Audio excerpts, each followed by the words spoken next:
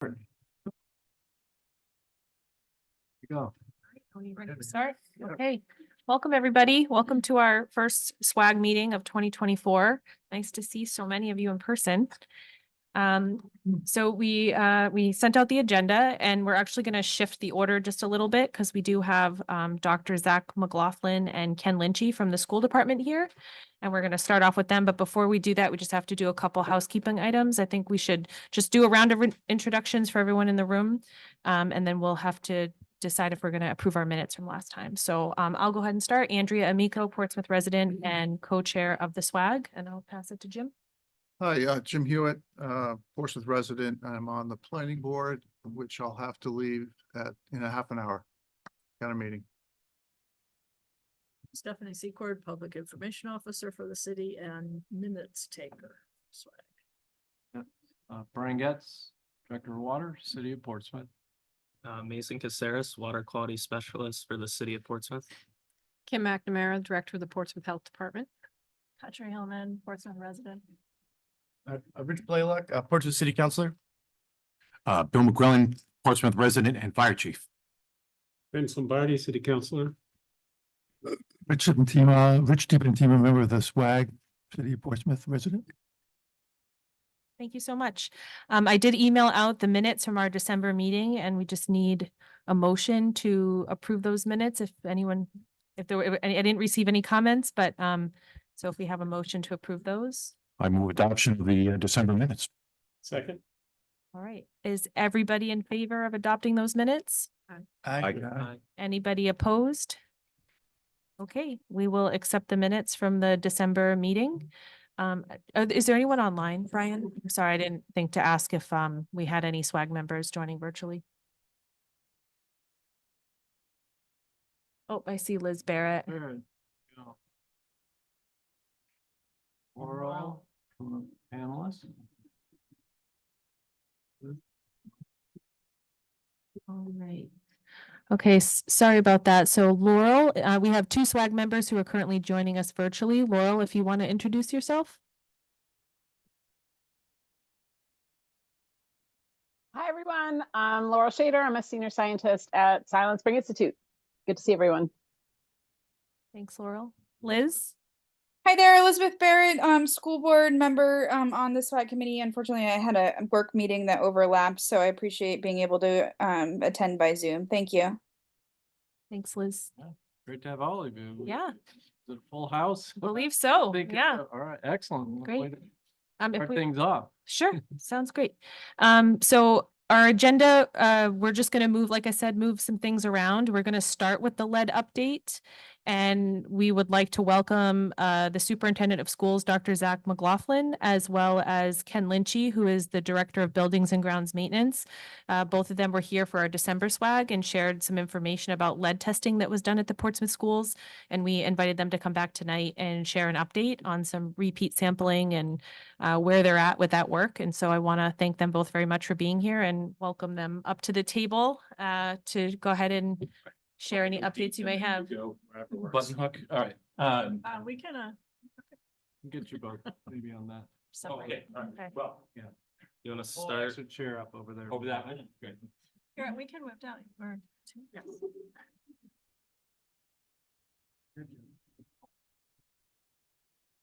You want to start with the memo? Yeah.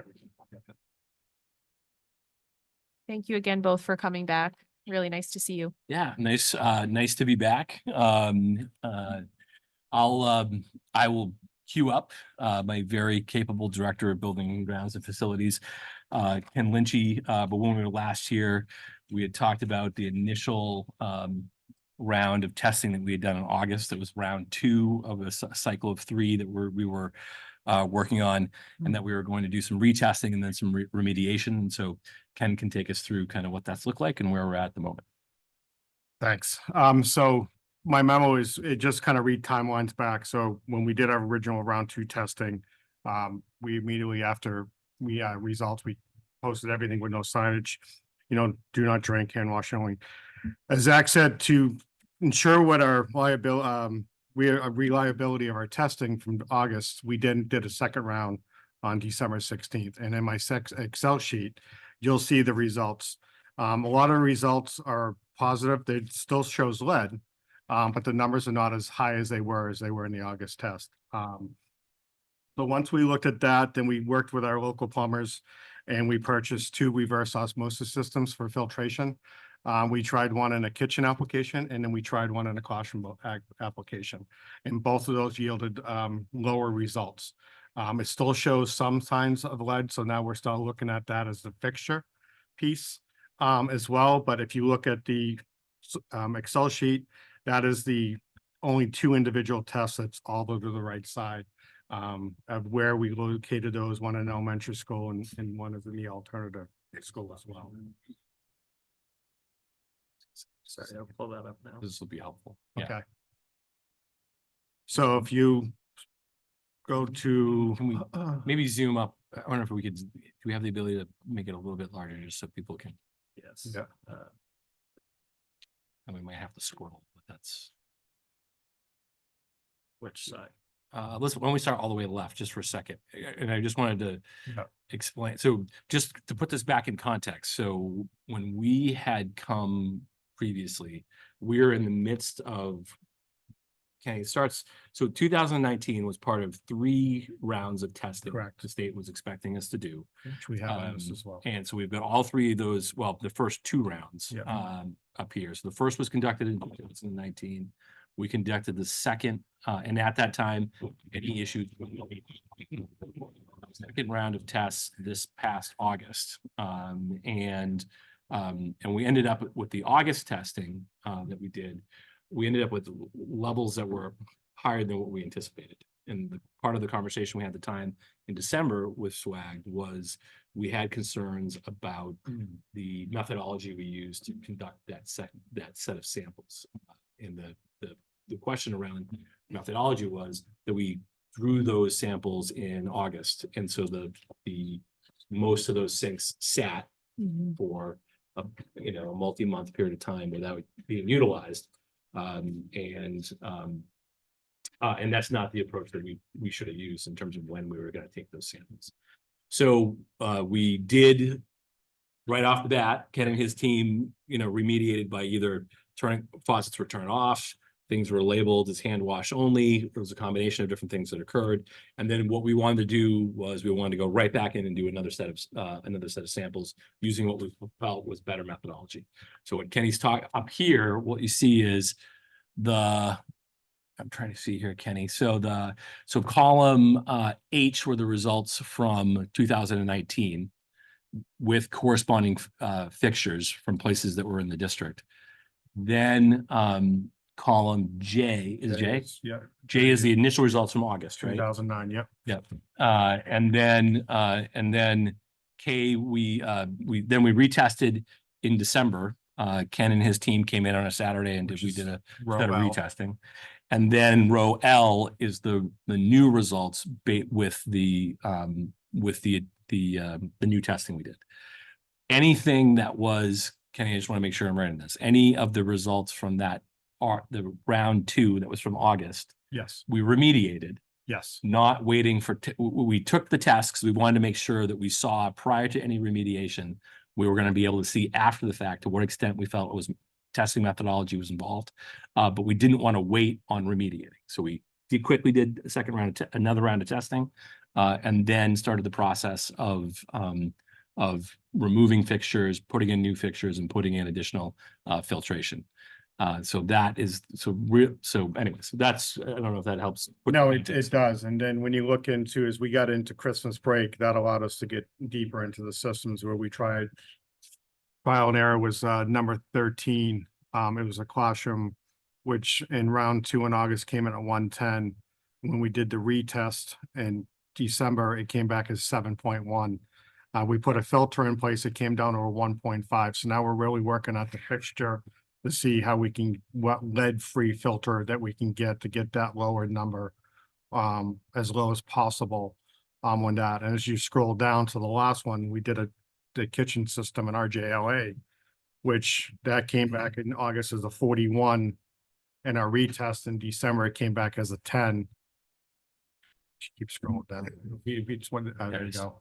And then with the filtration system we put in, we got it down to a 0.56. You're okay with me jumping in again? Yeah. All right, so in terms of like, why are we only seeing two readings in that last column at the moment? So prior to purchasing a bunch of filtration equipment, we looked at two of our what looked like worst offenders in that round of testing from August. And Kenny tested out two different types of filtration units. One was was at the actual, Actually below the sink and so, and then the second one is the kitchen, and we refed the entire Lister Academy kitchens. We put it in the point of source of where the water's coming in, and then we repiped the entire kitchen in Which- Lister Academy. which would give us an opportunity to look at both of those technologies and see to what extent they were actually successful before we made a larger scale purchase. So but a lot of that since then, Since then, yes. you've gone ahead and remediated. So since then, we've remediated all the devices that are registered above 5 parts from the August testing, which was, I believe, about 48 devices right now that we've installed filtrations and new fixtures. And now we're in the reprocess of purchasing additional filtration systems to also filtrate any device outlet that actually registered lead. So we're looking at least, I believe it's about another 60 filtration.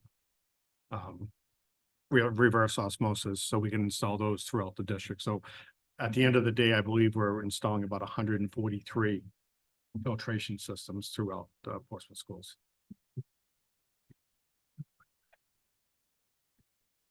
Is that? We have questions. If Yeah. You guys. Yeah. If you're done, okay. Yeah, I have a few questions. I'm a little bit confused. Obviously, the water in the city system coming into all the schools should have 0 lead, right? We have no lead in the city water supply. No. Okay. So given that, there should be 0 lead in the schools. Of course, I understand the issue relative to the plumbing within the schools is different. So, and when you talk about remediation, you're mentioning filtering, which is not obviously a perfect solution since you're still finding lead post-filtration. What is the concern or the problem with, in terms of remediation, removing all the sources of lead within the plumbing system within the schools? Get to the source of the lead rather than trying to remediate it by filtering it out. Can you talk about kind of the challenges? So the challenges with that, and we agree, we believe right now this is the first point of attack to try to reduce as much as we can. The second part, as we look through the capital improvement plan, is the elementary schools were built in 1969, 1970. It will take a major amount of infrastructure or capital improvement plan funding to time that out. If we look at ripping out the internal infrastructure and repiping that out, and how do we phase that, opening up block walls, or at that time, we'll work with the city and what is the latest? Is it gonna be PEX? Is it copper?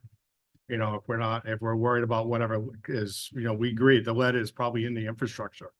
It's just right now, that's a bigger capital improvement project and costs that we'll have to work out. So, a follow up on that is, so you think it might be beyond the bubblers and in the sinks and the faucets, that it may be old plumbing where there might be some lead in those fixtures, in the system itself, in the lines where there might be old lead-based solder? Most likely it's probably lead-based solder that's throughout the system somewhere. Okay, I know you talk about the capital improvement issue, and I would suggest, when you look at the capital improvement versus the cost benefit of avoiding kids getting lead poison, and the effect that has on their intellectual capacity.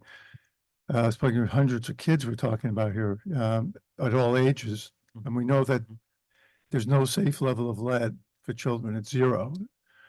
So when you look at cost benefit for any capital improvement, you would think that should be a #1 priority in terms. Thank you. What kind of maintenance are you planning for the filters for the RO system? So the maintenance plan, well, it was recommended by the manufacturers every 12 to 18 months. We're actually probably gonna cut that and stagger, since there's about 140 of them. we're gonna stagger them where they're changed roughly on a 10-month cycle. We're gonna pre that, and then when we change them out, we're gonna do some after testing just to see. My goal is to test it prior to taking out to see where it is, and then test again after when we change the filter to see where it is, so we can kind of monitor a life of that filter. But manufacturers tell me it's 12 to 18 months so that we can leave it in place. Are you doing intermittent testing just to be sure they're all working? Yes, we'll be doing that as well. Yeah, we just finished installing the last batch last week. With the filtration system, are you getting non-detect in the kitchen? For which the one Any water supply you're using for food prep? Lister just came back as a 0.056 or 0.56. That one just came back as that. But all the others are non-detect. Correct, non-detects. Yeah, the ones that you see on this spreadsheet are just ones that registered in the second round of testing. So there's a lot more across the district. This particular spreadsheet is just showing you those ones in round 2 that, That had detection. Yes. correct. Okay, so Yeah, the, right. yeah, so that's. This why is the only a list- representative yeah. of that set, not of the things that did not have detection. I have a couple questions. So, in terms of the timing of testing, I know last time there seemed to be like a delay or there was some confusion. It seems like you're getting the results back fairly quickly now. Is that improved from the last Yeah, I time? mean, what we learn is it depends on timing of the lab. As summer there's a lot of ground level testing and water testing. And once we got into winter, those last 2 tests I think I got back in 3 days. Okay, So we're gonna try to hopefully not overburden them, but then try to stagger them. get those as soon as we can. Okay.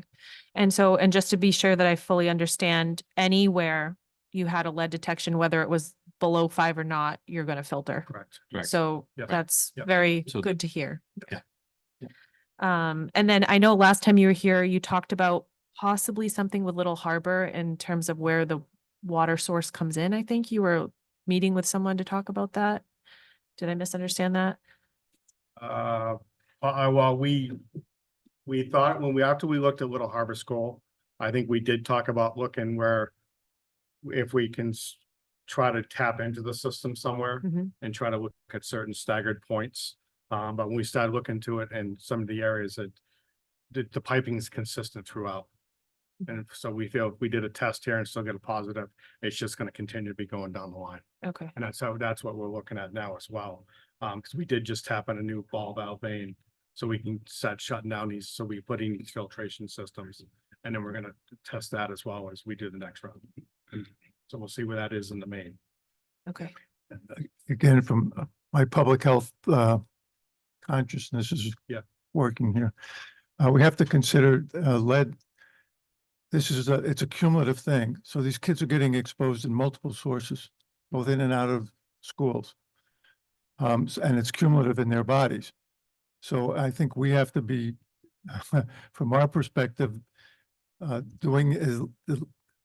not contributing anything more to these children's burden of lead that they're getting, that we have no control over outside of the schools and outside the environment that we have no control over. So whatever we can do to get that down to so we have the least responsibility for what's happening to these kids. This is not Flint, Michigan, obviously, but still, keep that in the back of your mind of what our responsibility is as a community to protect these kids. Yes. Counselor, you have a question? I just wondered if there's any benefit in testing the spent filters as a measurement of how much is actually trapped. I mean, we can drop off once we pull the first filters out. We can send a couple sporadic filters into the lab and ask for that type of testing. See if they can pull that. And I saw Little Harbor School up there and I saw Lister Academy. What other buildings were? All sites. It was New Franklin had a few, Little Harbor, Dondero, New Franklin High School and Middle School. They all had a hit. No, Liz had a Liz, question yeah, as well. Elizabeth has a question online. Yes, I have 2 questions. I guess for Brian, or maybe more the water side of the city. you know, and I apologize, I wasn't at the last meeting, but just to sort of go back further in time, when I started on the SWAG committee, we had talked about having a testing program to understand where in the city that there was lead. And so I guess I'm wondering if there's a greater concern for the communities that are surrounding these school buildings, and whether the city's piping in those areas also have lead in them. And so I'm wondering if you could speak to that as well. And like, how far out have you sort of tested when you're talking about getting to the root of not only the problem in the schools, but maybe the homes that are affected that are surrounding the schools? That's a good question. The second presentation will be with Mason, who did do a really good comprehensive overview of the, in the previous meeting, last year, end of last year. So we'll be covering some of that, Elizabeth, and we also have, we've had some private, offering up free, private testing, which, we've had a number of participants. And then we have a really comprehensive sampling program we're required to have. So Mason's going to cover some of that here. So maybe some of your questions will be answered. Okay. And then I guess my other question too for Zach, probably more so than anybody, and I know I'm on school board, so maybe I could have asked this another time, but as I'm thinking about it right now, I'm just thinking practically speaking, you know, I think gentlemen sort of brought a good point about things being cooked at Lister Academy with this water, but I'm thinking of, you know, what are the children doing every day where they're coming into contact with drinking water? And my understanding from my son is that, you know, and also just the USDA program, at lunchtime they're offered milk, but water bottles may no longer be an option. I think they were for a period of time, maybe when my son had an allergy. You know, he was offered a water bottle, but I guess I'm wondering if we could offer children water bottles at lunchtime along with their milk, as they're sitting there. And so what that might look like, and maybe this is something that maybe you could get back to me on, or we could sort of have a discussion further on. And I know that, you know, we ask students to all have their own water bottles and they're filling their water bottles. So are all students filling their water bottles from filtered water systems that we have in the schools? Do we have one of those units? And, you know, has there been, you know, communication with the teachers, like only fill from these units, don't fill from the sink? I mean, you know, I drink water out of my sink, so you know, I'm not saying don't do that, but you know, with the situation being what it is and wanting to protect the children, and we have a lot of those filtered water bottle filler specialty looking things, you know, it says how many water, you know, plastic water bottles you saved on it. So are we constantly changing those out, and are those in every school, and are we asking children to fill from those? Go for it. All right, let's Kenny. Yeah, thanks, Kenny. So a couple things. So Lister Academy does not cook their food at the facility. It's all pre-cooked and brought up. So there may be some washing or things like that. During the renovation, and we started this back years ago, even at the high school, all schools have filtration systems, the LK bottle fill stations, and all but one that tested negative. And the one that tested positive is at New Franklin, and that's been pulled out. And to be honest, we still don't know how that one still tested positive. So that filter, that whole unit's getting replaced. We're guessing it must be an internal piece on that device that was built. So students at Little Harbor, New Franklin, Don Darrow, and all that do use the filtration system to fill up their water bottles.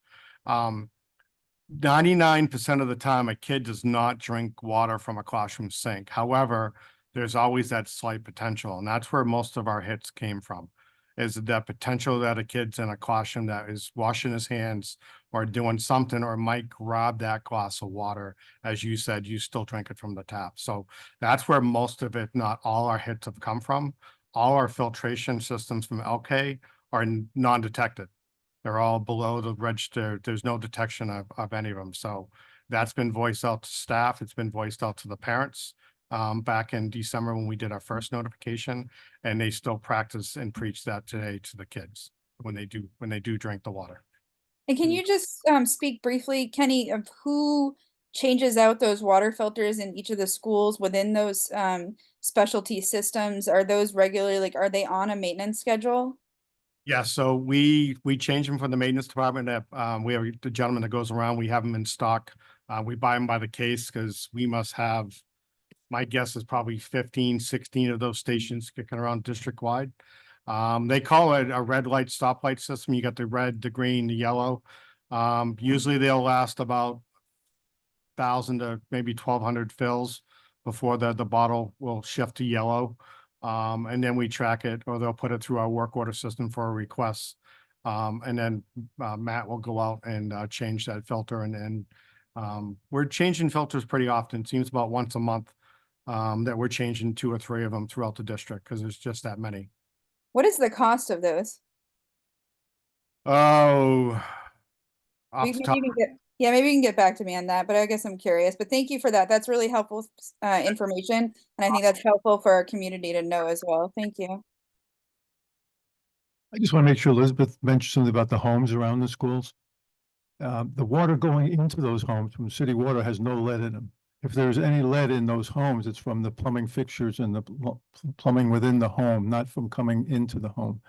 So in that regard, if there's issues with homes, it needs to be looked at within the plumbing system within the home. But my understanding though is that, is there potential for there to still be old pipes around the schools, which would also be city pipes, within and maybe I could wait for the presentation that's gonna happen, but might be better. In December, I think we got a really good presentation of kind of the state of things within the city system. And so I think it's safe to assume, based on that presentation and what you'll see later, that it's not, to the point we've heard, it's not an external thing. This is something that we're trying to figure out within our buildings. Yes, I just said, is the hose from the athletic building included in testing and stuff like that? Because I know that's always used to fill up all the big water bottles for all the sports teams. Not that they're, I just was curious if that, I know that new building is new, but I didn't know if that was included. You guys, No, no, it was it's not, not, but yeah. it will be. yeah, okay. It's a good question. Oh, it will be, actually. Thank you. I just wanted to go back to the cost of things though, too, because, RO filters, if you're gonna change those out like once a year times 140 plus the cost of the systems, like that seems quite expensive. And so I think for the short term, that's a great remedy and that's wonderful, but thinking long term, is that the long-term solution, or is it, I think weighing out the cost of all of those things and, I'm just curious, like what you've thought about in terms of, short term and long term, and what would a long-term solution look like? So ultimately, I think we know that this is exactly what you're talking about. This is a short-term fix. We're gonna eventually have to deal with that infrastructure, but it's trying to figure out it's finances are part, but really a lot of it's logistics. It's like what's the impact on our ability to conduct school on a normal school schedule, and what is the impact on when we would need to have it bigger construction type project going on in order to get at all that infrastructure. I think that's going to be the challenge. Right now, we want to remediate the immediate need with what is ultimately a temporary solution, and then we'll need to continue to look at the longer term option, which is going to be to get in and deal with that infrastructure. So, okay. All right, I know we had a question from the audience, so if all the SWAG members have asked their questions, we can go ahead and turn it to. Thank you. Sure. I had 3 questions. I'll try to be real quick. First was actually in response to the chair's question about systemic issues at Little Harbor. That reminded me that the EPA has basically said we're going to remove lead service lines nationwide. And I'm wondering, we've talked about plumbing, if the school district has looked at, particularly Little Harbor, in all the schools, about whether there are lead service lines that could be a factor. The next question or comment was, I wasn't sure if I heard this or not, is it all of I know some of the results were even after the second round of testing, like 7 and 10, other numbers above 5. Have all the sources above 5 been disconnected or have filtration put in? Yes, so all of August 9th testing, all the outlets above 5 have had a new fixture put in and a filtration installed. But we still have it signed as do not drink, hand washing only until we get our test back. So What we'll that do- when we do third. round 3, so we haven't allowed them to use it as a normal sink for hand washing only. And I take it you're evaluating whether anything that has filtration on it is above 5, and if it is above 5, it's gonna get shut down. So anything above 5 was been, if we put a new fixture on it and a filtration as well. I think, so Yeah. if your question is, do we, by putting on a filtration unit, have we then, is our plan to just get access pre-tested? No. So we've done the work we've done, we still have the next round of testing. That we're gonna do, and part of that timeline is we're trying to hit a state timeline on the 3rd round. Yeah. Should happen. So, And thank you. And my last question is kind of a hybrid question or a comment. And I recognize the August issue with the sampling procedures is clearly a major factor. Looking at round 1, and I've talked to some other professionals in the water industry, including folks at DES, and I said, well, what strikes me is how do we go from such really almost fully compliant numbers in 2019 to something that's way out of whack? I mean, I think on both ends, there's a sampling error. I mean, was someone running the faucet for too long in 2019? I'm not suggesting intentionally, but it's like, how do you get from really clean numbers to ones that are a complete mess to then kind of the 3rd round that you did, which is, I would call the Goldilocks numbers, where it's like, okay, now we're here, but 2019 looks like an anomaly. So again, I'm wondering if you thought about that and what your reaction is. So, well, I can't speak to 2019, but If I recall, I believe in 2019, we had the lab actually do the test sampling. In 2000. And they were with us at 4 a.m. in the morning. for samples. Now, how that changed from 19 to this past round, I don't know how that. But I mean, we did a lot of infrastructure upgrades prior to 2019. if you're doing the 4 in the morning, part of it was around hitting the right hour window from last usage. Yeah, the last usage would have been roughly about 10 hours or so. For the record, could we get your names? Oh, sure, yeah, Justin Richardson, Okay. 586 Woodbury Avenue. Right, great. And thank I'm you. a water utility. Well, I know you were here at the last meeting and I believe at the last meeting, Mason, you did do, because of the 2019 versus now, we kind of did a comparative of our numbers in our sampling program and didn't see that variance. So there's a lot more consistency of what we've seen out through our sampling, but I think like you said, I mean, it definitely matters with the consistency of how you're sampling. If you are flushing prior to filling those bottles, it is gonna make a drastic difference in the data. We recommend that to people if they are, concerned about lead within their own homes, is flush for, Yes. 30 seconds to a minute, because it really is the slug that you're getting from a first draw collection. Which all of these samples, I mean, who knows what happened in 2019, but they could have been flushed. But also it comes back to the analysis methods within the lab. All this technology and this analytical equipment is getting down to very, very low reporting limits at this point, which entails different processes associated. And I apologize for asking 3 questions at once before, but was there any thoughts on the lead service line issue, if there are lead service lines?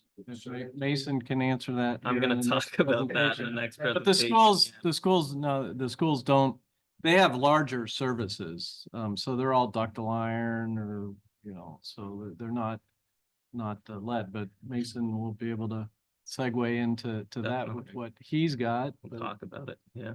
Any further questions for the school? I think just my final question is just around the messaging on this, and have you had any additional parents concerned? I mean, I wondered if people, like if children at these schools and, the classrooms were labeled, if they were concerned that their children drank lead water with lead in it, you know, has there been any messaging around contact your doctor or consider getting your child blood tested for lead, or here's signs and symptoms to look for? Has there been anything around health concerns from parents that children that may have drank this water at school? So we haven't had, so there hasn't really been a lot of incoming conversation from parents around those questions. And we haven't done some additional outreach around, here are some classrooms, was your kid in this classroom? You might want to consider, you know, lead testing. But it's definitely something we could think about for sure. Okay. Yeah. Great. Thank you. Well, thank you both very much. Welcome to Thanks stick for- around, but you're also welcome to go. and- Yeah. Thank Oh, you. now I want to hang around for Mason's show. So, you know, so, Might be here all night. well, maybe I'll be here for part of Mason. Thank you again. guys. Thank you. Good to see you. Mason. All right, yeah. You could just share your presentation, Mason. Do you want to do it? It might be easier for you to do it because Easier? I don't have All right, it I'll pulled up. I'm a water buddy. So next up will be Mason covering lead testing, and let me just wait. Put that way up here. Okay, all right, Mason. All right, cool. Yeah, so as Brian said, I'm gonna give a couple of updates. First being the free lead testing opportunity that we rolled out in October of last year. There are some more people that reached out to me about that, and just some more data to kind of highlight on. If you want to go to the next slide. And then the second part of this presentation will be on the lead service line inventory efforts through the lead and copper rule revisions, or now is the LCRI, the improvements to the lead and copper rule revision under the EPA. So with that, that'll be the brunt of this presentation, just because I know there are a lot of questions about that. And just following up from the last meeting that we had toward the end of last year, it'll be a good segue into everything that we've been doing since then. Which, you know, will entail the general timeline of the regulatory versus the internal actions on our end, as well as our identification plans, progress report, and takeaways with that. So we'll get started. So with the free lead testing opportunity, as I said, it was rolled out right at the beginning of October. We had several forms of outreach, but we did tack on one more recently through this whole service line inventory effort. And we've been getting more questions, and we've been prompting people to take advantage of this, because only 44 people have reached out. Out of those 44 people, unfortunately, not all of them have resubmitted their samples. They're just sitting on these sampling kits that we've now distributed to them, and either forgot about it, which I am planning to follow through either tomorrow or next week. To see where those are at. So only 22 have been submitted, which we have results for. And it leaves half of the sample pool that have not followed through with the collection, as I said. So here's the general breakdown. I guess we'll start with the lead concentration results from the 22 people that collected and resubmitted their samples. The highest detections were at 3.5 parts per billion and around 2.2 parts per billion, but those were collected from bathroom taps, which is what I pointed out there. As of right now, the action level for lead is 15 parts per billion, but with this whole improvement to the revision, the lead and copper rule revision, it's going to be narrowed down to 10 parts per billion. So I put that red line right at the top in comparison to what these numbers are really at. So all of the Think Blue codes, those are associated with participants that followed through and resubmitted their samples. If you don't see a bar there, it was non-detect. It was below 0.5 parts per billion. So those other bars that you see, they're still below 1, which is, you know, next to nothing, but there's still detections of lead there. Out of these sample locations within the home, in the top right is the pie chart that I put together. The majority of them were collected from first floor kitchen taps, but we also have The bathrooms, some people just didn't fill out the information on the chain of custody when they submitted. Third floor kitchen, basement office, first floor bathroom. So it's kind of all across the board. And then I just broke down the effective forms of outreach with the newspaper, the Portsmouth Herald being the most effective in terms of reaching people. So now we're going to transition from that. That was pretty much it for the free lead testing opportunity.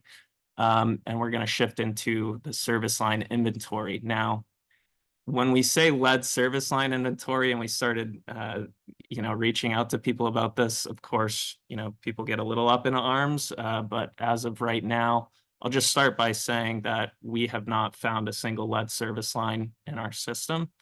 But I thought I would break down this timeline of where the EPA basically released their intent to strengthen the framework on lead in drinking water, which was back in December of 2021, which then, some time had passed, and just because that was released didn't mean they had everything together in terms of their protocols for public water systems throughout the country.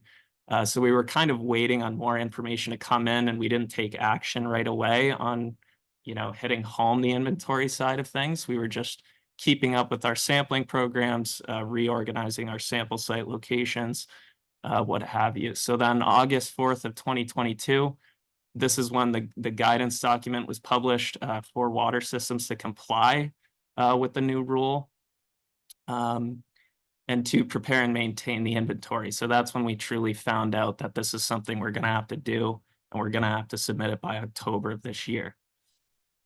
So then October of 2022 is when we really started to compile all of our information that we had on file, but not just digitally, physically through tie cards and work orders of new construction and new service lines that were installed way back in the day. So really, we only had digital documents from the 90s, like early 90s on, which doesn't really help when you talk about lead service lines, because the majority of them were installed before 86 or 87, which is when the lead ban happened. So then that brings us to July of 2023. It took us all that time to really compile all of our information and really sift out what we're looking at, which is where we started developing the customer side inspection plan after we found out we had quite the amount of unknown service lines on the private side. So then we move into the lead and copper rule improvements, which is a spin off of the revision in November of last year. And so they announced changes to the LCRR with new protocols, and it's a 600-page document. You're more than welcome to read it. And then it still remains under public comment, so it's really not official just yet. And now we're into our efforts now. So we conjured up this whole plan, and that's what I'm about to talk about. So when we first sat down to talk about this, I just want to give a shout out to other water division personnel. It wasn't just me, it was a collective effort throughout the entire water division. Chris Vakili specifically has been a huge help with this whole effort. But what we wanted to break down first is, we need to identify what Portsmouth has for information on every service line throughout our distribution system. There's around 8,400. And when you think about that, you should really double the number, because it's not just the entire service line that we're looking at. We're looking at each portion. The utility owned is ours, and then the customer owned, which is typically their responsibility. 2, we wanted to apply for and receive approval on a grant through NHDES for $75,000. We got that, we checked that off to help us with all this effort. 3rd, create the workflow for identifying the unknown materials on the private side, which then bleeds into pretty much the rest of this list, with providing educational material through our city website. There were a lot of updates that I did on there that you can still check out. If you wanted to scan this QR code, it'll bring you right to the service line inventory page on our website. And you can kind of poke around and you know, get an overview from there. And then the creation of outreach materials and the press release provide options to schedule the service line inspection, or we have people, so that's through field crew work. Or if people don't feel comfortable with us entering their home and going down into their basement by the water meter, they can self-identify, but there's a process to that. And lastly, get to work as soon as possible. So with the whole approach, I'm not going to dive into it too far because it's going to chew up a lot of time. But what we did is split up. We compiled all of our unknowns on both the city and the private side, and we split it up into zones throughout our distribution system. So we wanted to do this to kind of make it easier on us to schedule rather than having, you know, there were 1,700 customer side services that we had unknown. We didn't want 1,700 people calling my work phone all at the same time. So we did zone 1 in the downtown area. And that has been completed. That was rolled out in February of this year. We start with an initial outreach letter to these homeowners and these property owners. And then if we don't hear back from them, then we start going door to door at every one of these properties. And there's 300 to 400 per zone. So there are 5 zones. There's only 4 here in this map, which you can find on the website. But the 5th is more in the Pease area, Newington, and I think Newcastle is roped into this one, zone 2. Anyway, so for zone 1, we did finalize that. We've exhausted all of our efforts with outreach, and this is the breakdown on the left-hand side. So out of 365 total service connections, 225 of them were copper, 99 were unidentified, basically didn't reach out to us with we went through 4 different rounds of outreach to all of these property owners. 21 were galvanized. 2 of them were cast iron, 7 ductile iron, 11 HDPE. So now we're on to zone 2 currently. Every day, the field crews or the meter crew is going out with a list that we provide to them. They're either scheduled or they're door to door. And they try to go around and inspect as many as they possibly can. So right now, this is still ongoing. There's 305 total, and we've identified about half of them so far.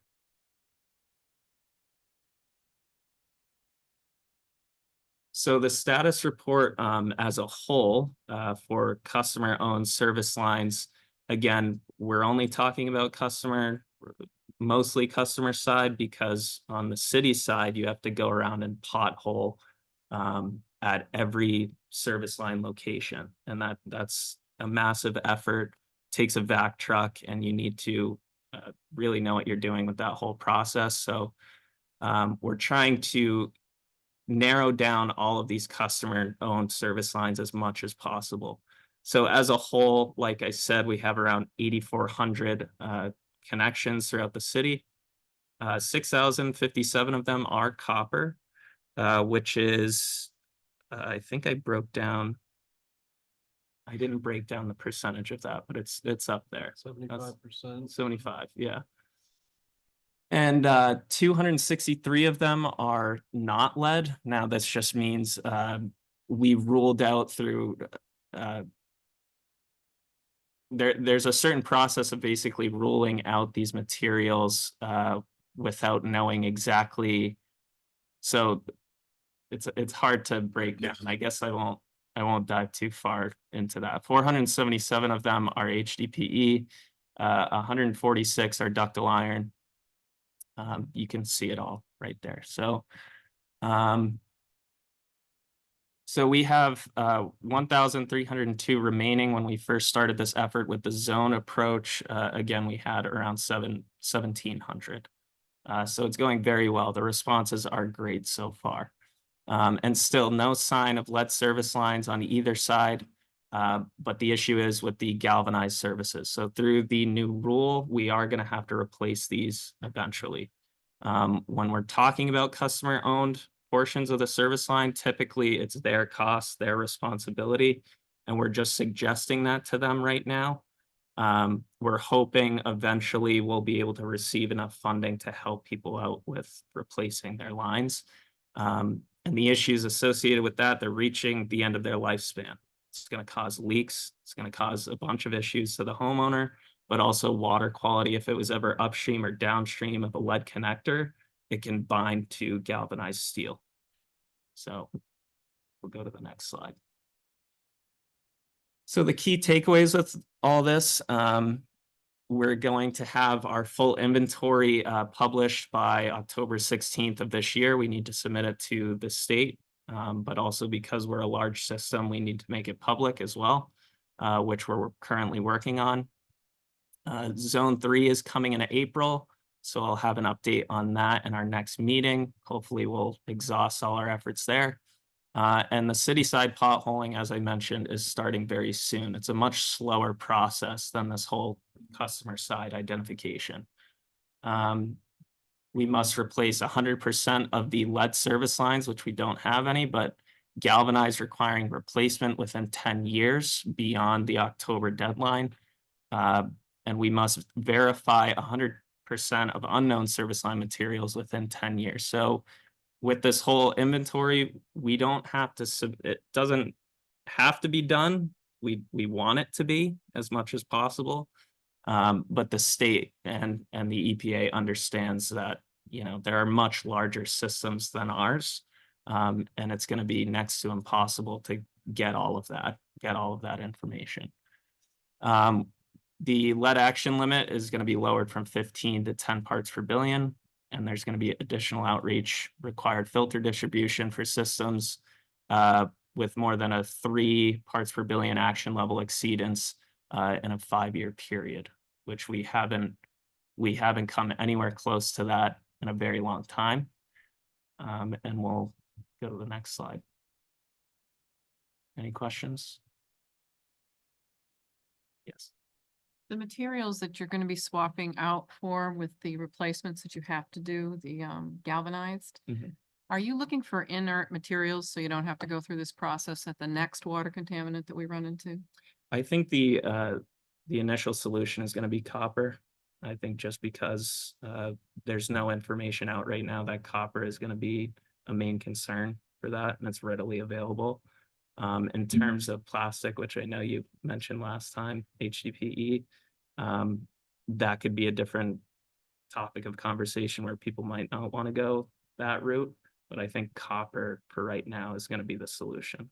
So that'll be the city's decision to use copper for city lines, but will you educate the public that the plastic derivatives might not be the best? Yes, we can definitely notify them of that.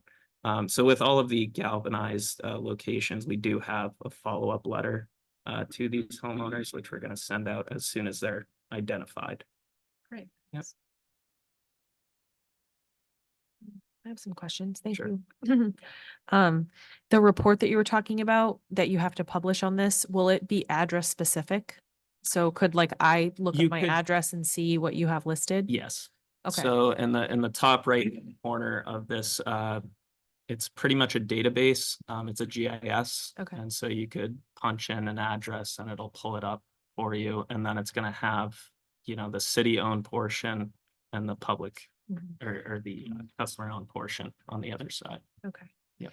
And then in terms of the potholing that you have to do, I'm sure you've considered this, but I'm just curious, there's like no way to do it through like a video. I think you've done video cameras for other things, right? Looking for leaks, or is there other technology as opposed to that? Boy, I wish there were. I know. They're using machine learning, and we certainly get, you know, people with these, you know, great ideas of how you could really determine, but I mean, it's all these pipes are underground, unfortunately. So, and You'd be a billionaire. Okay. yeah. If we But did have it. you used cameras for other things, or am I making it up we- for leaks detections or something? We use sensors, so like between two fire hydrants, you put, they're called correlators, and you put them on like in the middle of the night when there's nothing going on. Yeah. And they'll identify where they hear noise in the pipe. And Okay. then you can go back and find the leak, and those are very successful. Okay. If it was that easy to find all the materials, that'd be great. Yeah, okay, Cameras can be used in a larger pipe just to look for tuberculation. So Okay. basically, if you have like a cast iron or ductile iron pipe, it builds up and constricts the airway, I guess, the waterway of the pipe. And that's typically what they're looking for if you do use cameras, but okay. for identifying lead material specifically, no. There's no way. Okay. And then I just have a couple questions going back to the free lead testing that's available to all the city residents. So I'm just wondering if we should be like doing another round of outreach in terms of trying to get the word out there. And it sounds like the paper was a good way. But I don't know if there's just, because the last time it was in October, right? So should we be pushing out that again, like another? Yeah, I'm not opposed to that at all. I mean, we have the money available. We're just gonna leave it up and running until the money's exhausted, Okay. so. And that was my uh, other question, like, does this have to end by a certain time, or is it just whenever the 200 No, samples runs out? It's just 100. Oh, it's 100, Yeah. okay. We have a new budget cycle coming up, and we're recommending continuum of Okay. that. Based on how many of and then also with this eventually going to all these zones and all the people that we're gonna go there, how many people have requested the samples through the visits we've had? Because I would expect we'll continue to get people I think interested. 12 Yeah. so- since Okay. since the last time. So it's something. It's Yeah. not the best number, but Yeah. if people are concerned, then I'll prompt them over the phone that this is an option. This Yeah. is an opportunity if you wanted to take a look at it. But I do make them aware that it matters where you're sampling from, and if the fixture is very old and has any sort of lead associated with that, then it's not going to tell you much on your service line. Mhm. So. Okay. Yep.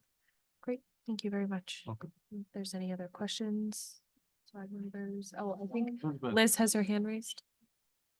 I think Andrea brings a good point about getting this out. Obviously, it's showing based on your graph that the paper was a good source, but I'm wondering with everything that's gone on with the schools, I know there was some chatter on some Facebook groups online about, what's been going on and, concerns for people's own homes when they're seeing schools have higher results. So I'm wondering if when the school does, and if the school does another outreach, if that could be sort of a coordinated effort to advertise that program on social media and to parents through the school's networking, basically. I think that would reach a huge demographic of families within the community and some of not the most important families, but obviously families that have small children within the home that could be heavily affected by lead. So if that would be a great sort of coordinated effort there moving forward. I agree. Thank you. All right, Justin, did you have a question? Okay. Just about a notice when, I think I'm in zone 3, so Woodbury Avenue hasn't come up yet. Mhm. But I'm curious if you're not using the electronic billing system. I do everything paperless. I think it even pays automatically. I do get an email about it. But is that something you'll use to notify people? Because that would be the only way I would really see it. I don't read the newspaper. We've been mailing physical letters Okay. to homes, and we knew that was going to be a topic of conversation. We didn't want to strictly tackle people through one form of media. So yeah, essentially the breakdown is the initial outreach letter to the property, as well as the property owner. If it's a condo association, if it's rental properties, the landlord might not see it, but the tenants will. So we're sending 2 copies, one to the service location and one to the owner's location. That's where it starts for that zone. Again, we're not blasting those letters to every zone. But then from there, we go door to door. We physically go to your home, knock on it, If you don't answer, then we leave a door tag. Yeah, so. So this is the door Yeah, tag. this is the door tag right here, so. If you Okay. don't get a letter, or you don't get a knock. You'll hopefully see you'll it. See some on the door. Yeah. But not by, it seems like you have this big database of electronic payments by email that got my notices. I'm just curious why the city isn't using that. Yeah, on it, I'm not sure, to be honest with you. We are using that database to compile these addresses and to split it up into zones and sift through them as well. But yeah, I don't know why we haven't thought to do that. Yeah. Well, we have lead maps the state did that indicate where in Portsmouth the higher number of children have been lead poisoned, had elevated lead levels. So if there's going to be a targeted outreach for school children, I think we should really look at those higher risk zones and maybe target the information there. And some of it might need to be in different languages, but we can help with that.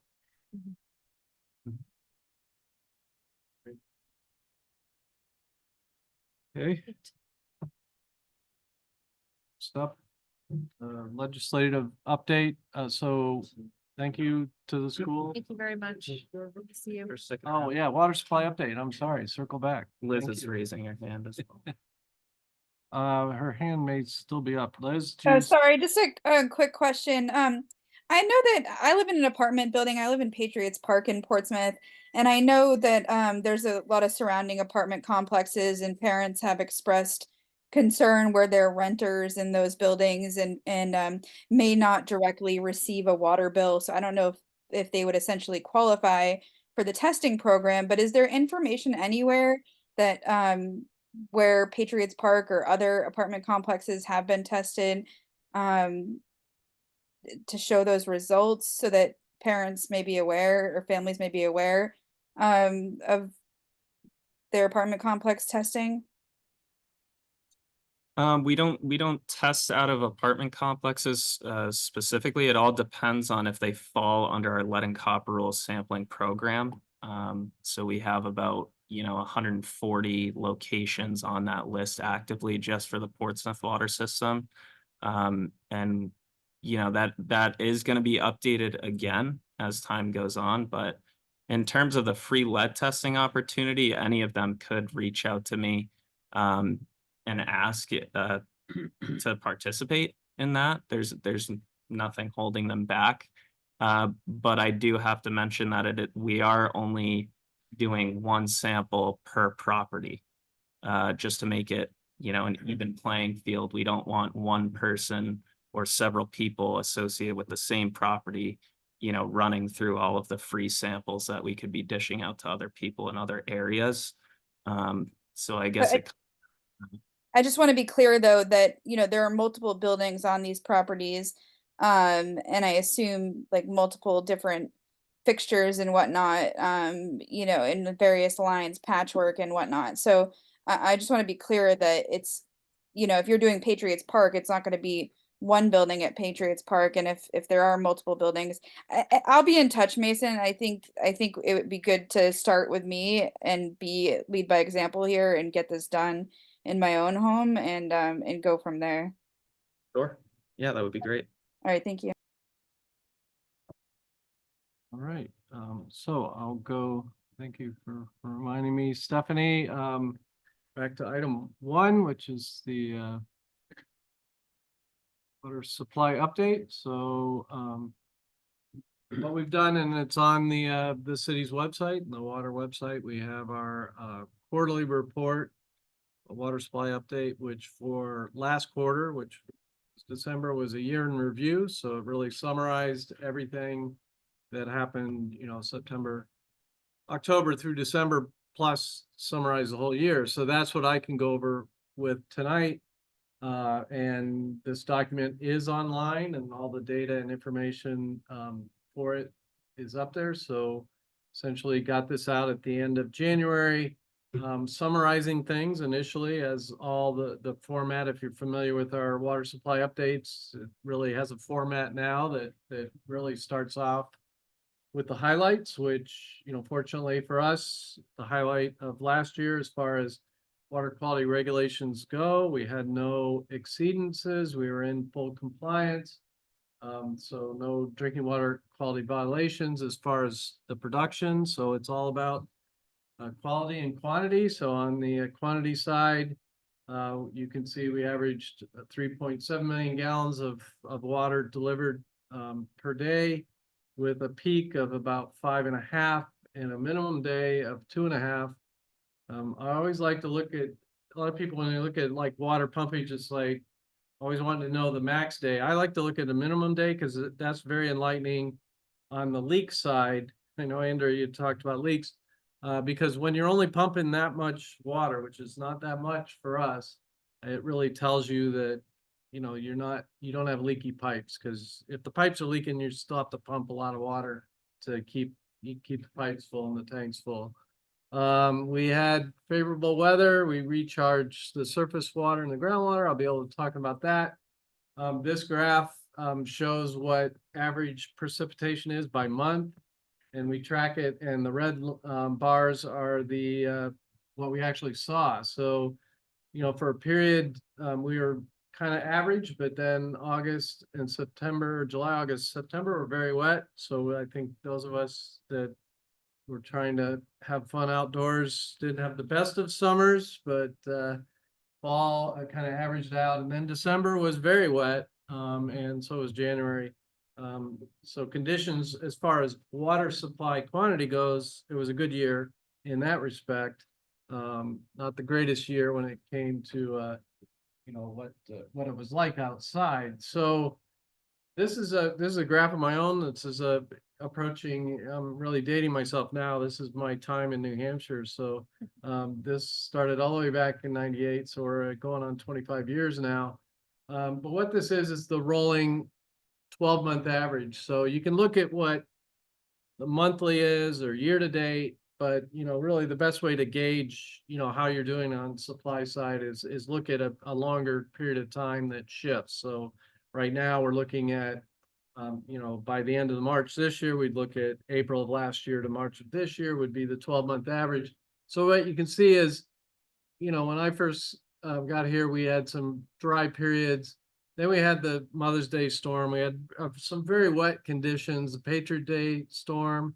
So you can see monthly precipitation, and during that Mother's Day storm in May of 2006, and we had close to 15 inches of rain that month, followed by, you know, some bigger periods of rain throughout here. So we were really trending high, but then we got into a dry period, which really consistently stayed that way for quite some time, and we're sort of finally out of it, and sort of seem to be trending wet, and that shows too on what the river flow conditions look like. So this is the way the river charts, and that's above average when you see that from July on last year. And then here's our reservoirs. So this graph, if anybody said, give me one graph that tells me what the weather's done in the last 10 years, Brian, it'd be the one on the right, because that shows our water levels at Bellamy Reservoir. And what you can see is this extreme drop during the drought of 2016. And then 2020 was very close to that as well, but they both fortunately recovered fairly quick when we did get precipitation. And then in 2022, we were trending that way again, but then got precipitation. So you can see that we're, you know, trending above and doing well there. The other look, this is groundwater, so this is a little bit longer period of time, but when you see it going up, these are groundwater levels in our pumping wells, and they're all recovering. They're all at almost historic highs, some of them. So conditions are good as far as supply, as far as what we've been delivering. A lot of questions come our way about, you know, growth, development, future supply, where are we at?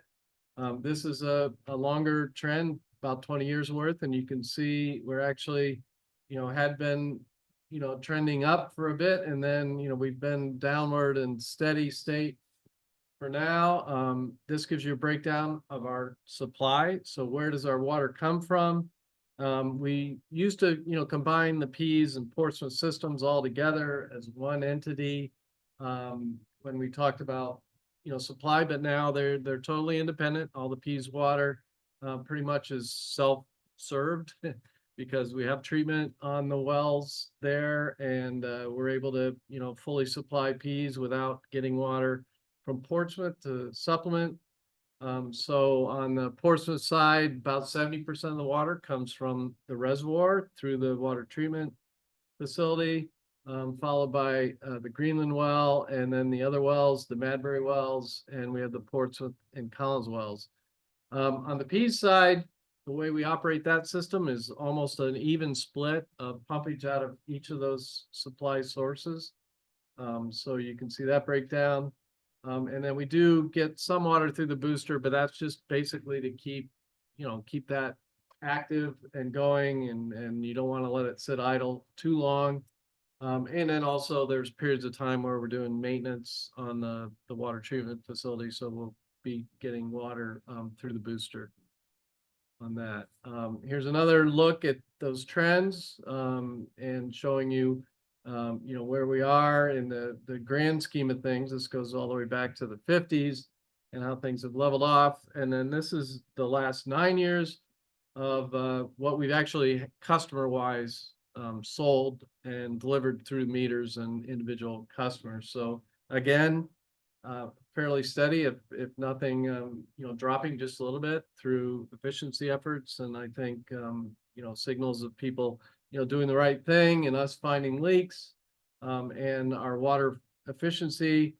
I still like to say this, we're almost on 10 years of offering these rebates, but we're still the only system in New Hampshire doing this. I say this I speak at Water Works Association meetings, and I see my peers and my colleagues out there, and I try to kind of shame them into, it still doesn't work. So if maybe fire chief's got some tips on how you get how do you get your peers to jump on board. But anyway, it's a good thing, and I'll speak forever that the money spent here is very, very well spent, because once you save the water, you don't have to do anything more to keep saving it. And when you invest, if we had to spend $181,000 on new sources of supply, you have to maintain it, you have to operate it, and you have to keep getting more. And then here's the breakdown. Talked about leak detection. So the blue bars are how much water we produced. The green is what we sold. And then that breakdown of differential through the years we've been through staff efforts and others, we've been able to reduce the amount of water that essentially is lost. And we're going to continue at that. I guess the downside of getting this low to 2% is like, well, we can't go much lower, and we set the bar to where it's it'll possibly go up because of a leak somewhere or something else. So anyway, regardless, we look at it every day.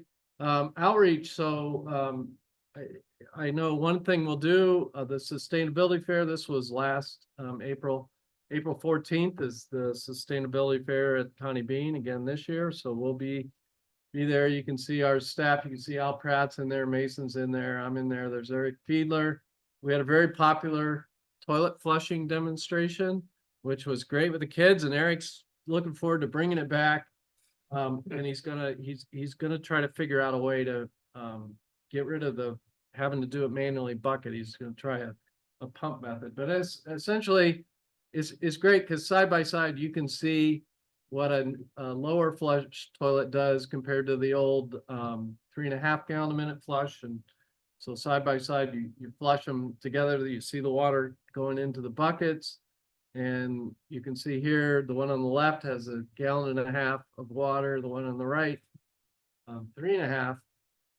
But even myself, who's been doing this for years, was enlightened when I watched it. I'm going to do a video this year that when you flush them side by side, the 1.5, like it's like a plunge. It just goes whoosh, and it fills that bucket up like that. The 3.5 even though it's more water, it takes a lot longer to fill. So it's like, that's why a low flow toilet works now. And I know when they first came out, they didn't really work very well, but as it's because they're, designed such now that they, they do a big push flush and so they do their job. So anyway, we'll be at the Sustainability Fair again this year. I think we will hand out and encourage people if they want to sample, do some lead testing, free lead testing. We'll offer that up. You We're might- still, oh, Sure. sure. I would say you might also add a dual flush toilet there that has Ooh. two. Okay, I'll challenge Eric to that one. You gotta find one first. Everybody, yeah. Well, I mean, you got one for Good, me even and one less for than the one. other, Got the, Right. you got the pink one from it. Thank you. Wondered where you got that. I Makes know. a difference. Does. So we're still working with Strawberry Bank on the Water as a Memory exhibit. So this is great. We're actually updating some of the outreach materials there with some QR codes and more interactive stuff. So that's going to continue. I think I have mentioned this at past meetings. We were awarded the Source Water Protection Award. There's Al Pratt and Suzanne Woodland, our deputy city manager there when we received the award.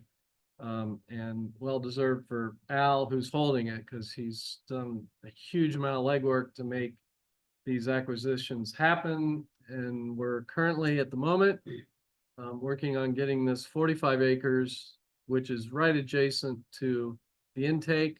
So it's a very, very good prominent piece of land that when Al did the presentation to council, he really did a pro forma that showed that had we not acquired this, it could have been developed about 12 lots or so. And thank you, council, for supporting that. And we're going to keep Keep you forgetting it. doing our best to, and we've been teaming with the Southeast Watershed Alliance. We are earmarked to get some funding from Senator Sheen's office to match some of the funds. So we're forward to getting that. So we're still waiting. No news today yet, still from the EPA on what is up with the MCLs for 6 PFAS compounds, but we are, as always, tracking and doing the quarterly sampling.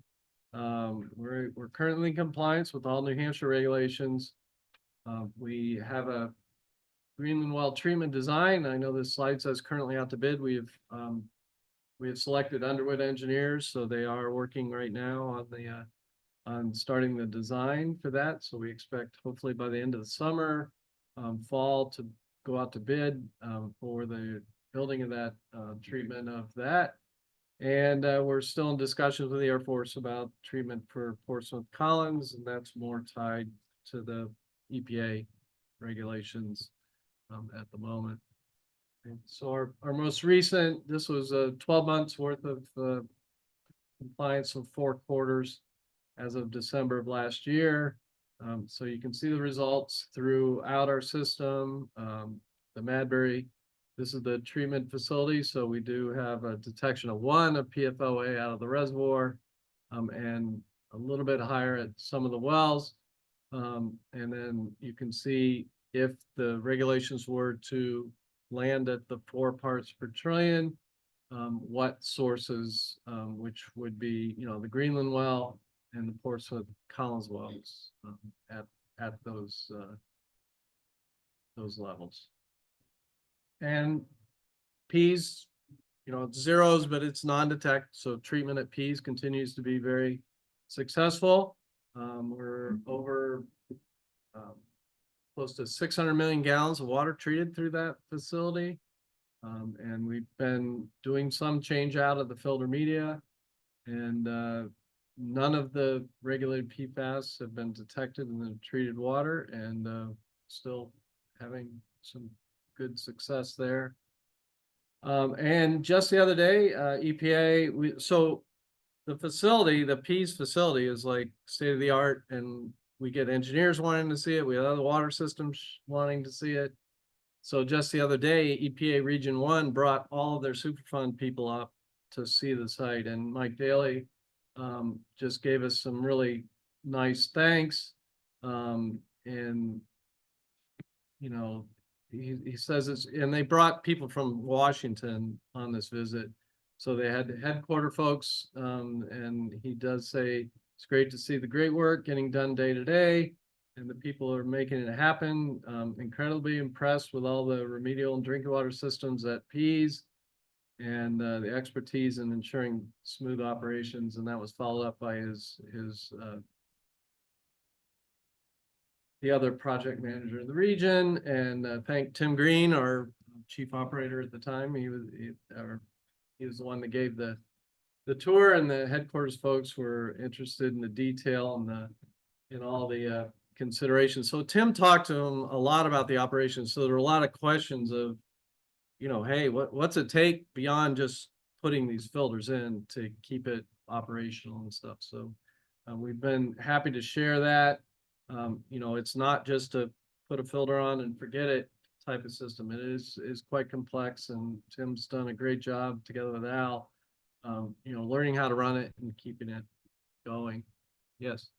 Did you give any indication of the effort that it took to get to that point, to get to that filtration system? All the work that went into getting all the approvals and getting the Air Force and so forth to participate and get that become a reality. Well, thank you for recognizing that, because and we were the first.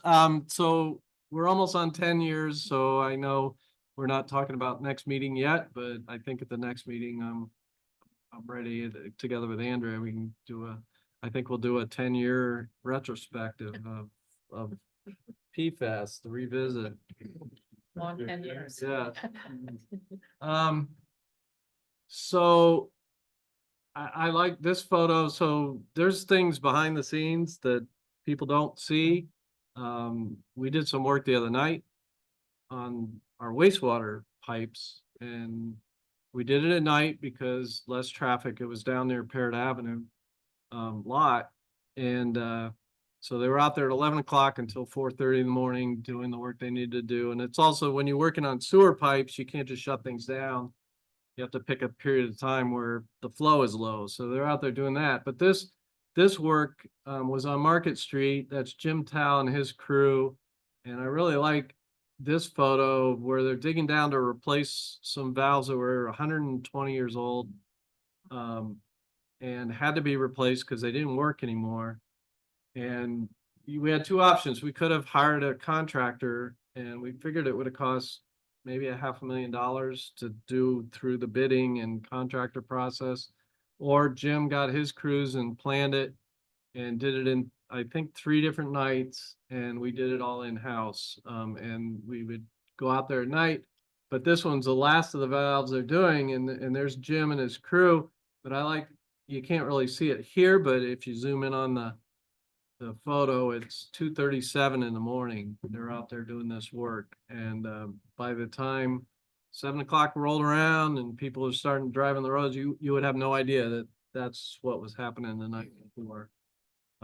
We'd love to do more of this, but we unfortunately don't, we're not like a lot of places, we're not fully staffed.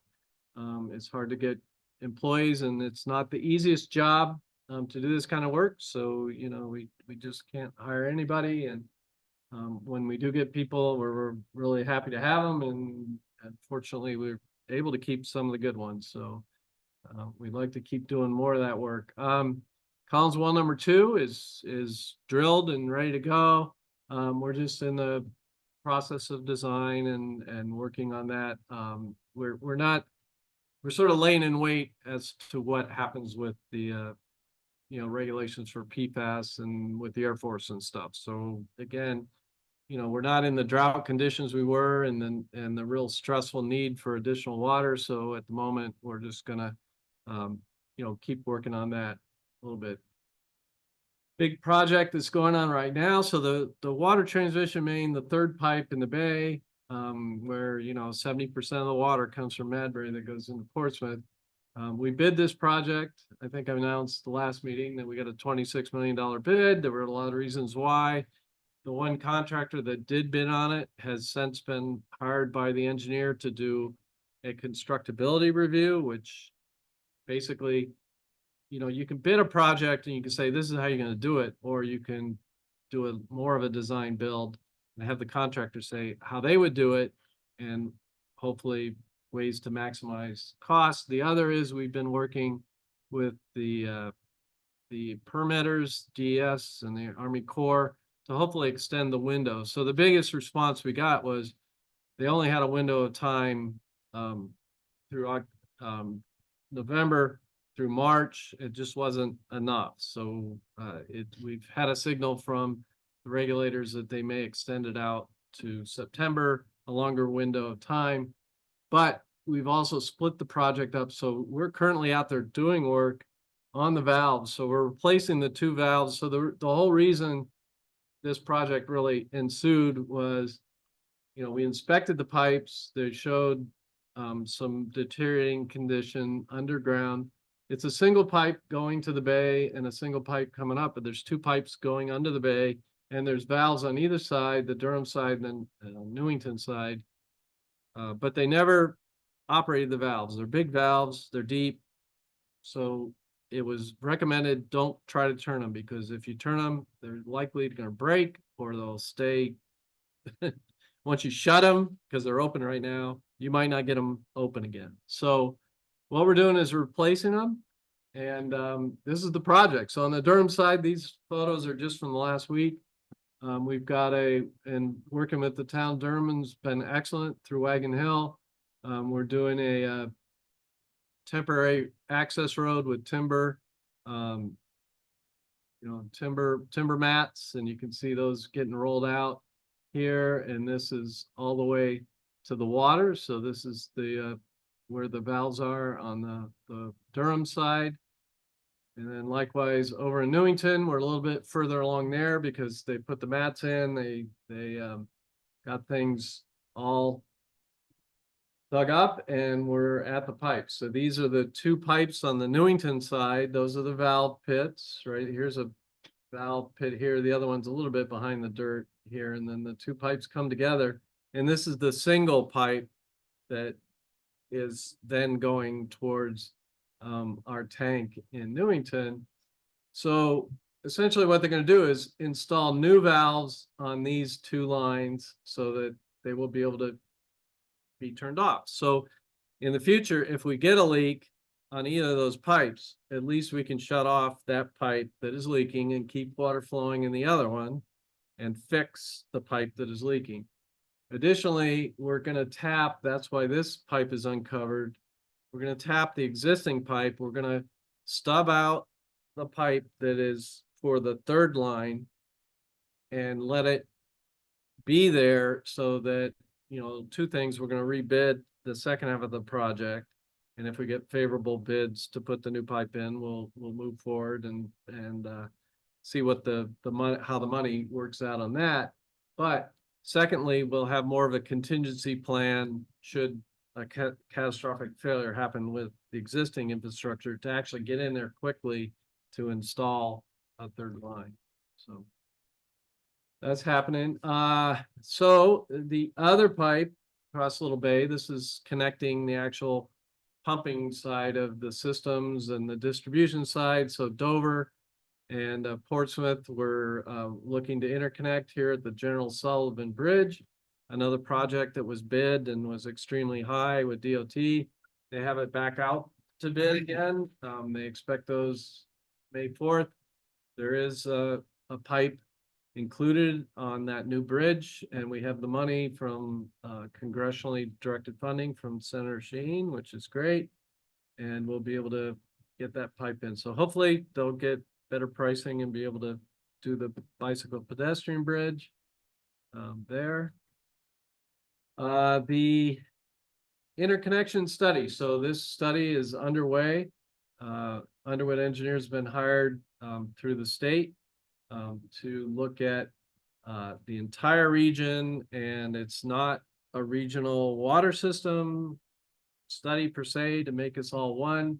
It's really to continue to explore what options there are for mutual aid, interconnections, emergency operations, and also the future, you know, so to help some of these smaller systems plan for the future. And is there some synergies that might be gained from neighbors that, you know, could expand, take over, or work with these other water systems?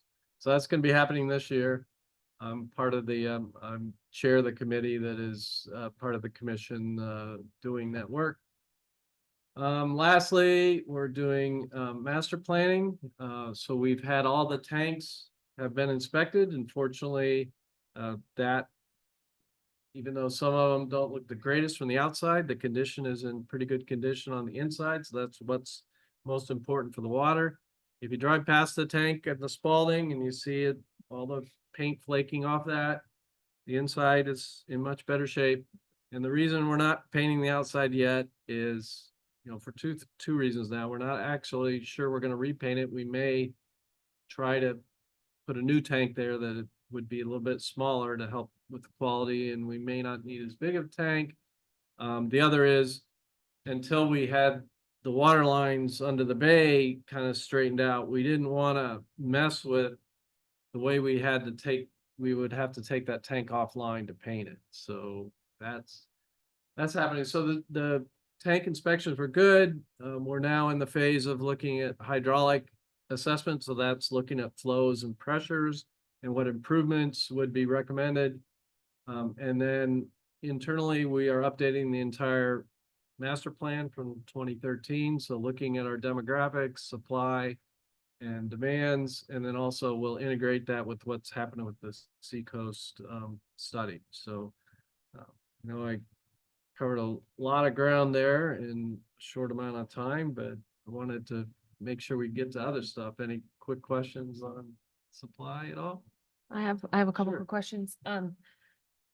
The 45 acre acquisition for around the reservoir, are there other pieces of land that the city's looking at, or is there, I mean, There are. okay, So I think that was, if I'm right, number 2 on the list. So what Al did, now going on about 10 years ago, he looked at this entire area around the reservoir and all the properties.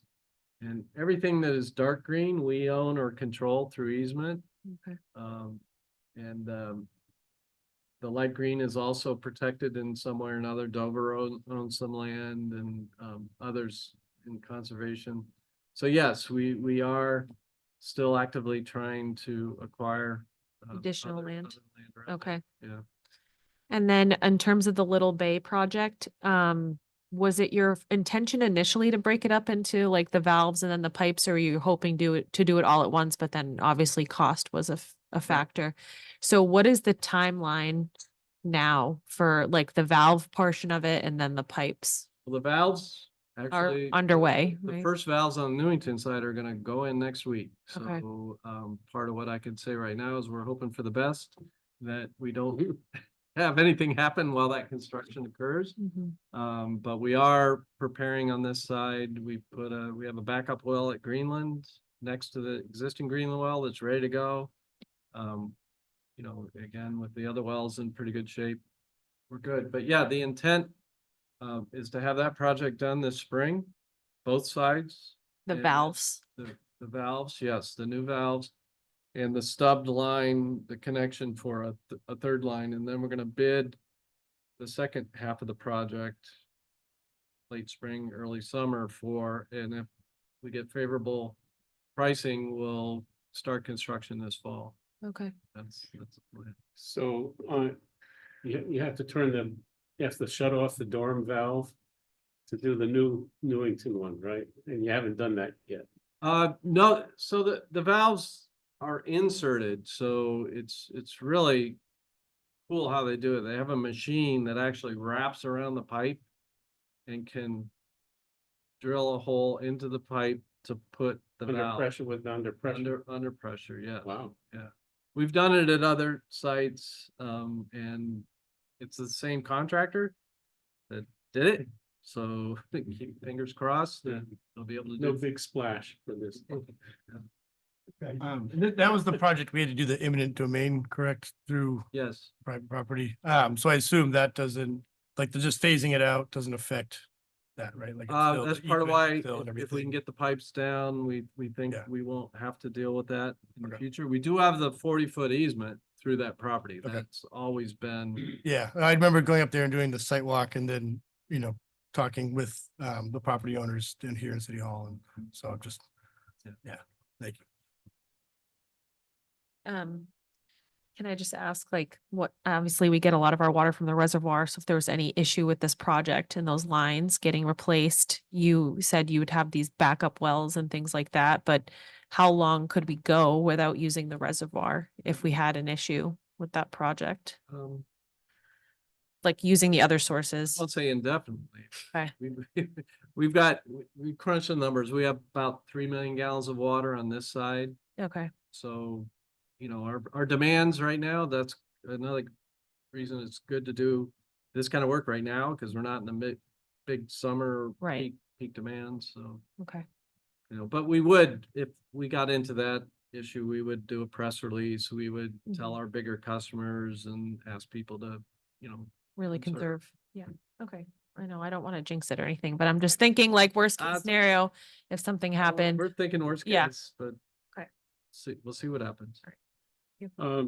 I know reading about, not necessarily in New Hampshire, but I know in Vermont and maybe farther north in New Hampshire, with some of the torrential rains, it created a bloom in some of the ponds. And I'm just wondering if any of that happened. Well, Mason Yeah, saw little bits, but not anything to that degree. we had our first visible bloom in the reservoir this past year because of just what you said, a lot of additional inputs of nutrients into our water supply, which triggered an immediate response on our end to get samples tested for cyanotoxins. It was all hands on deck and we all panicked, but we let the state know about it, and they were there to help us out as well. So we sent out samples same day, overnighted them, and same with the testing, overnighted them. The toxins were null and void. There weren't any, which was, a good cross your fingers moment. But also we haven't checked to see, because this hasn't happened before, how the treatment process handles that. And I've been going to a lot of webinars and conferences to some of these, Manchester Waterworks specifically talks about that, because in the Massabesic, they have blooms every year. And with their treatment process, although it's not the same as ours, it is able to remove the cyanotoxins before it goes out into the distribution system. So we're hoping that doesn't happen again, but we're prepared. Yeah. Good. Do we have any risk in the reservoir for cryptosporidium? No, so that wasn't found. There's always a risk on the table. I guess I should start with that. I've only seen Dolichiosperma is what it's called, and that's a certain type of cyanobacteria. No, I have not. That was tested for, and it wasn't found. So. How do you identify the blooms? Is it just like a visual inspection, or do you just see it, and do you Yeah, so scan that- the reservoir periodically? I'm just Yeah, curious so about that. no, that's a good question. So we do carry out monitoring every time, right at the start of the summer. We monitor all of our tributaries leading into the reservoir. There are 5 main contributors that I physically go out and sample from. I take those samples back and I test them within our lab space. And then we go out into the reservoir the same day that we're doing those rounds. This is every week. So in the reservoir, we're going to different locations in different areas and doing the same thing, where we use this, it's a plankton net essentially, and you drop it down like 3 meters and you draw it up and you collect a sample, and then we bring it back to the lab and use a microscope to identify any potential forms of cyanobacteria. So with this bloom, it was visible, which we hadn't seen in the past. Prior to that, we did see like a couple, I guess, groups of Dolichiospermum, but they were very minute. There wasn't much at all, which wasn't a cause for concern. And there's also the topic of conversation that comes with where the intake is within the reservoir. So that's 6 feet down where we're drawing water. And typically cyanobacteria likes to hang out right on the surface. Yeah. So if the bloom gets bad enough, then that's where, you know, it could reach deeper depths and we could draw it in, especially in a drought period too. The water level drops down, we're getting closer to the intake, stuff like that. So yeah, we're through like weekly testing and just monitoring. Okay. Yeah. And then other than treating it in the system side, is there anything you can do at the source of a bloom to get rid of it? Yeah, things have been done and we're looking into those options. There's no like immediate direct response. If it's there and you don't have the proper form of removal, then you kind of have to deal with it through treatment. Okay. You have to be proactive and you have to have things in place. Now with our reservoir, we do have aeration towers in place, and I don't know if Al has talked about that in prior meetings. But we're adding dissolved oxygen to our waters so that we're not getting this severe stratification which can lead to issues. Yeah, yeah, Very well put. yeah. So, Great, thank you. yep. All right. Okay. Can I just ask one more question? Yeah, Yeah. absolutely. Good questions tonight. Groundwater, non-permeable spaces in groundwater. We have a lot of that. And I just wonder, how does that affect groundwater and, you know, regenerating the The hard, aquifers? Yeah, oh, as far as the permeable Yeah. surfaces around. impermeable. Yeah, impermeable. Where our wells are pretty productive, so we haven't seen development affect those. It's really, the weather's the bigger impact on that supply side. I know that you know, it's, our conditions are not like what you see out west. And we've been fortunate to, it's not gonna let me talk.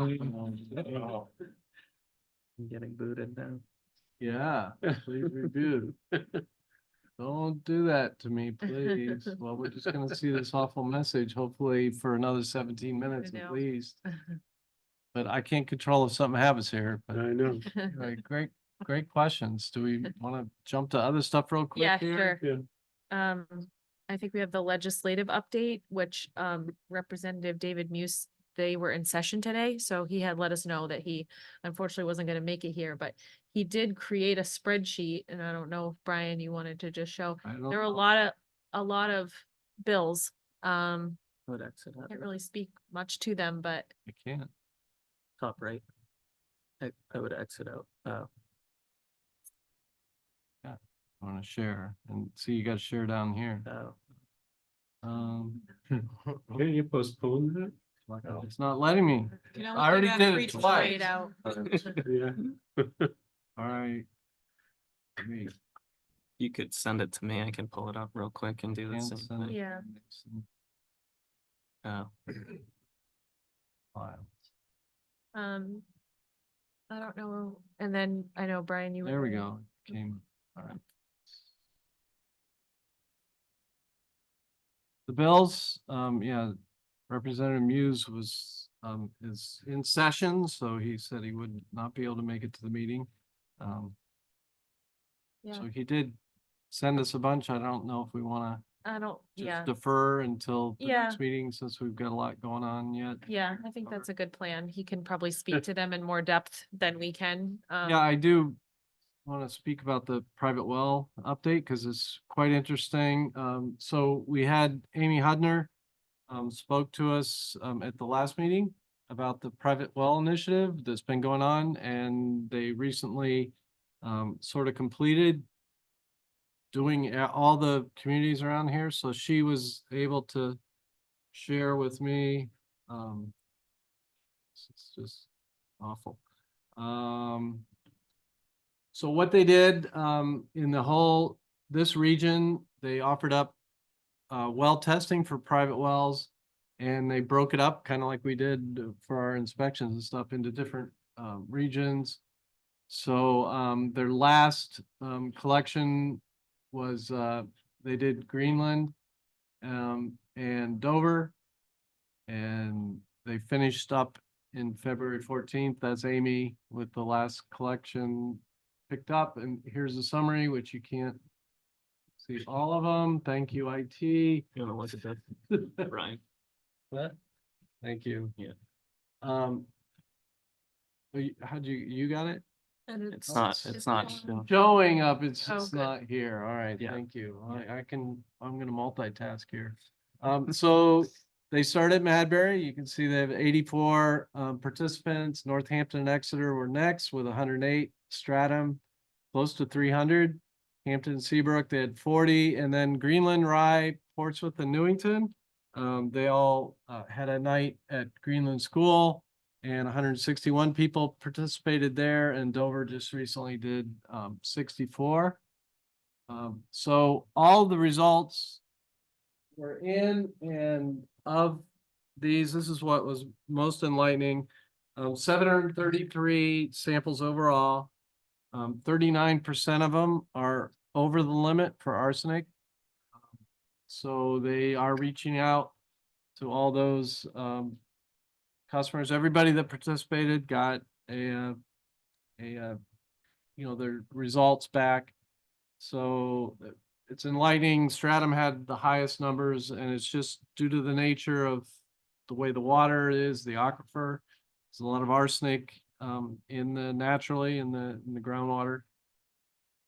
The other contaminant that they saw quite a bit of was radon. And so if you have a bedrock well, it's in the granite has radon. So 25% of the samples had high radon. The other contaminants were sodium, some coliform bacteria, and some PFAS.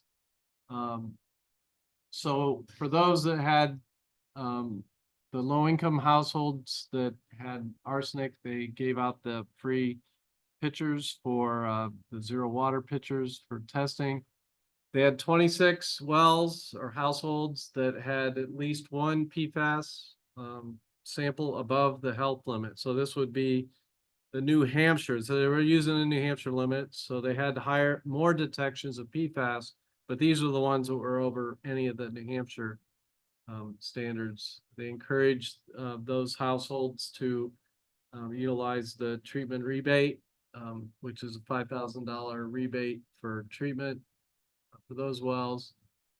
They then followed up, Amy did, with, a survey of what did people get out of it? Did they, was their knowledge increased? And you can see this bar, the increased was quite a few and significant as well. So on the outreach side, just like we're doing with lead, and then like one thing leads to another. I think a lot of these private property owners that had their own wells were enlightened to what the quality was if they had never sampled for these contaminants. So the other thing Amy did was a follow-up on what people have done. And of all these and all the respondents, quite a few have installed their own treatment system or they're looking into it. And some started drinking bottled water, some started using pitchers, and then a few of them haven't done anything yet. But it looks like most people did respond and are working on remediation of their own. And again, these are private wells. These are houses, their own private well. So the next steps, they're going to continue to finish up Dover, and then they'll have a final report. So we'll be able to share that through this committee and see where things go from there.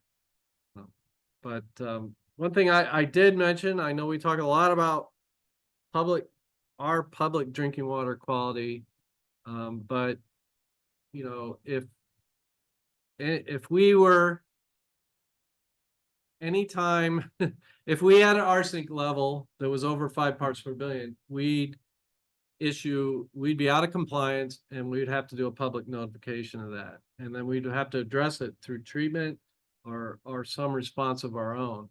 When you have a private well, number one, you don't have to sample for it. It's your choice. So those that did and found arsenic, good that they found that out, but again, there is no law that said they would have to treat or they're out of compliance or anything else. I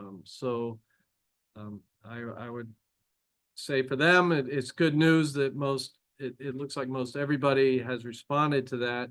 And then there's probably the word of mouth, the neighborhood. So if you have a well and your neighbor on this side or that side has their own well and they didn't test, if they found out you tested and found this, it's likely that, the news spreads a bit there. No compliance issue, but there's sort of another issue for homeowners, particularly if they go to sell that property.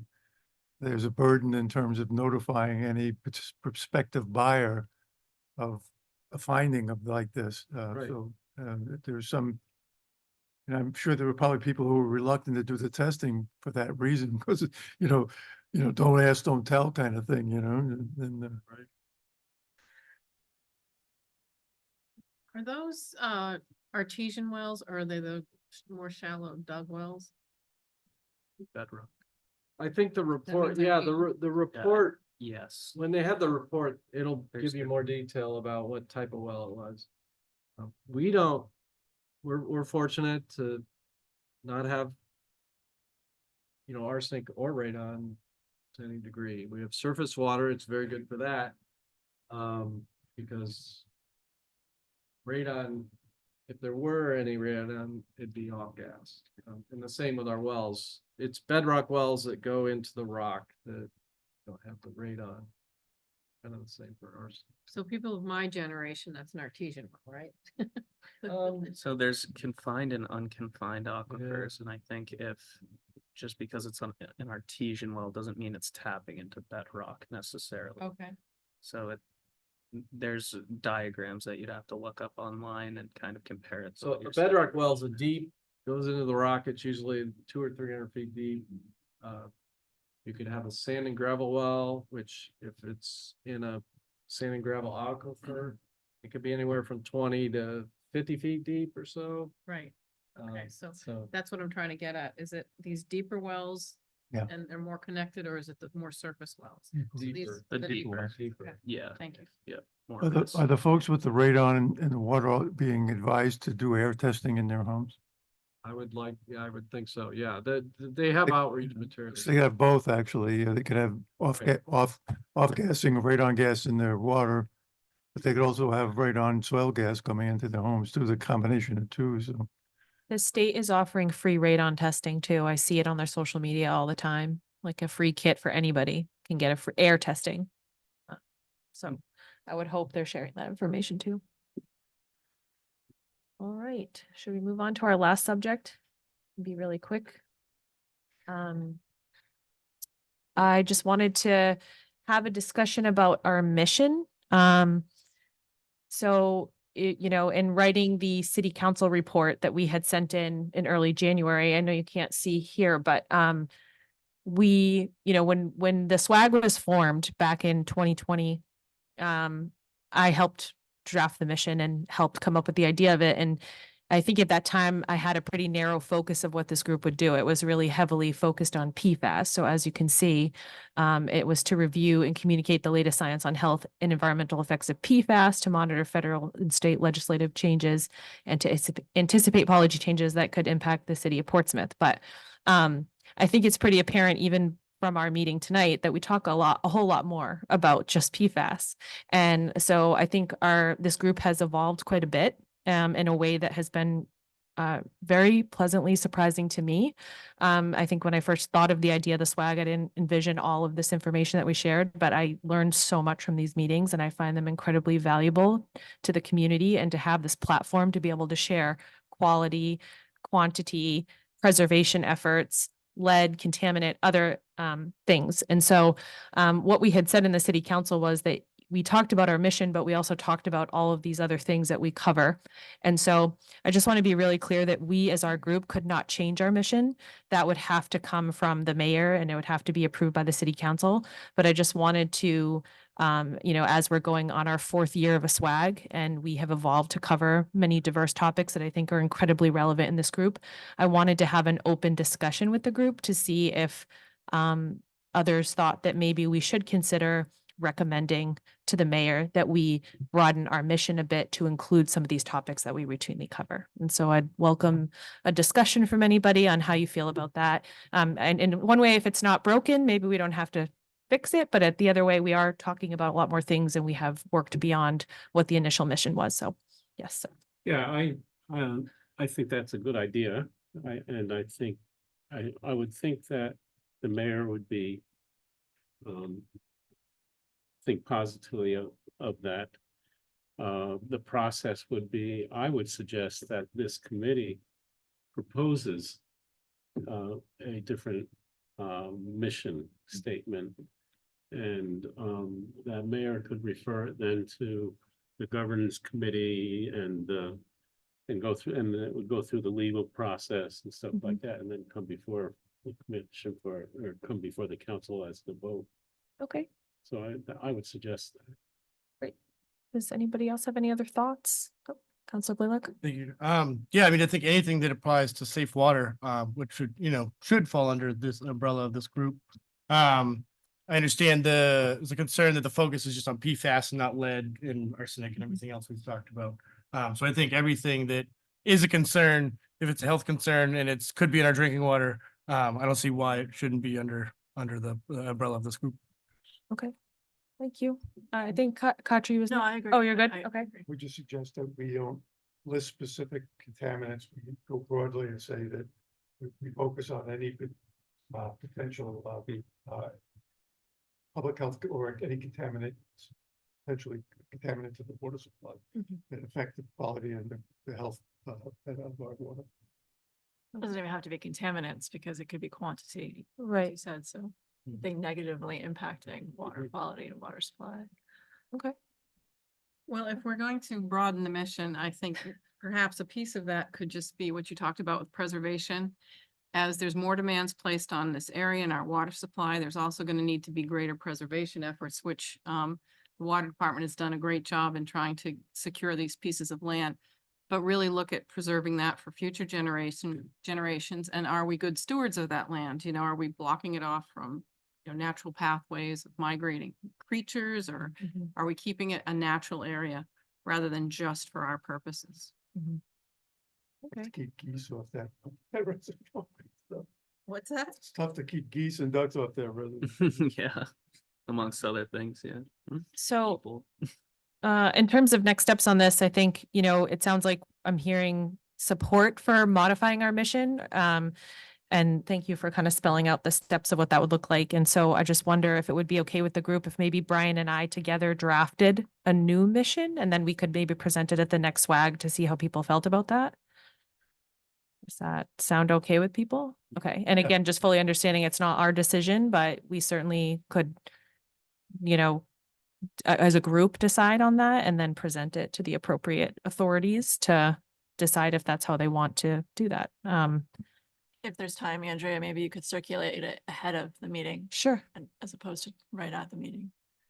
The other suggestion I would have is that this is something that is reappointed every year. And I wonder if it might be more appropriate to be a continuing commission of some sort, rather than I mean, kind of a blue ribbon committee. Yeah, well, it'd come under an ordinance that. Yeah, I mean, I know right now there's currently 47 committees. So just to give you an idea, yeah. I mean, this is included in that 47. But that is a lot for staff to work with and everything. So we have to be cognizant. That's all. All right. Any other thoughts, comments about that? I would just add to that, when PFAS first started back in 2015, when Mayor Lister appointed me as we set up the PFAS The cab. the CAP committee, and this really is an offshoot of that. And that was a special, committee. It ended at when that city council ended. And we gave a final report, and then of course we went on from there. But I think it should be more of a standing body. Yeah. I think when I first envisioned the swag, I kind of thought it was going to be pretty short term too. I thought we were just going to talk about a few PFAS topics, and then I didn't really have the forward thinking to think that we would be talking about a lot more topics and that there'd be ongoing things we could continue to talk about. And so, like I said, I've been really pleasantly surprised at how this group has evolved beyond, where we started. And I think there's a lot of valuable information shared in this group to our community, and I'm grateful that we have it and it's recorded and it's out there. And yes, we don't pack the audiences, but it's still very important information to cover, and it's critically important to all of us. We all need clean water. So I'm grateful that we have this forum, and for the topics that we cover, the work that Brian and Mason, you guys do every meeting, plus all the speakers that come and educate us as well. So. It's the most interesting committee I'm on. Oh, Thank you. that's awesome. Well, it is important. All right. Well, we're 2 minutes over time. I think we just have to quickly ask if there's any other public comment, or I don't know if we have any. I think there was 1 or 2 people online that weren't. Maybe they're gone now. Okay. Okay. Any final questions from the audience? Okay. But Mason, your presentation. Mhm. In discussion about algal blooms. Yes. I know there's a boat launch there, and they can be a source of invasive aquatic organisms that Yeah. can be a real problem, and I think can contribute to dissolved oxygen problems. I'm just curious if you've evaluated that, or departments evaluated that, and what felt that. I haven't personally, no, since I've started working here, and I don't think we have a super comprehensive study, to be honest with you. I think we would welcome that with open arms. I have seen milfoil in the reservoir, which is pretty dominant. And that can lead to some issues.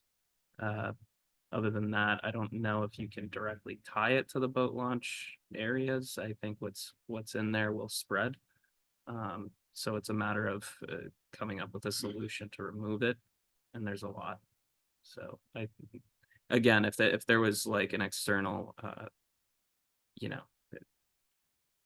an external entity that would come in and do a study and kind of provide some information on that, we would welcome it. Yeah. Some groups like the Lake Sunapee Protective Association. I've heard about that one recently. Yeah. They actually have people monitoring it every single boat launch. People feel it's like that boat launches are like, they're great, but they're Yeah. turn bombs for Mhm. wonderful. Oh, I assume. Yeah, definitely. We do have, I think, only 2 boat launch areas that I know of. One by the Route 9 Causeway and another by Hook Mill Road, which is off of New Road. But other than that, yeah, there's quite the amount of recreational activity out there. And we're trying to crack down on that a little bit too. I think some people think it's okay to paddleboard out there. It's not. So we're putting signage out there this summer to make sure that they don't pass a certain point, like into where, first of all, it shouldn't be allowed at all. And I've personally seen people with their dogs on the paddleboard as well. Oh, yeah. So yeah, we'll leave it at that, but Do we allow power boats on that? no. No, I don't think so. Just kayaks, right? Okay. Control motors, like electric motors. yeah, Yeah, electric. but that's Oh, I about get it. scared there for a minute. Yeah, no, just fishing and ice fishing in the winter as well, but Fishing Game does a pretty good job monitoring that as well. So there are, people driving around and making sure that people are not doing, certain activities that aren't We've allowed. done a great job in Madbury. The town's been really good Yeah, with it, and the neighbors around there. I mean, there's many approaches to protecting a reservoir, and some of them are, put a fence up, and it's not our approach because, the only people that get in when you put a fence up are the ones you don't want there. So we allow passive recreation, and there's eyes and ears. So those people in kayaks and stuff see things, and they get a hold of us and let us know that there's activities that we should address. We've had people camping, and we've broken up camps, and nothing to any extreme, but again, it's good to have some people out there eyes and ears more than our own. I think even with the invasives though, the treatment process does handle things very well. So there's something to say about that. So, this is great. I think our next meeting will be sometime in June.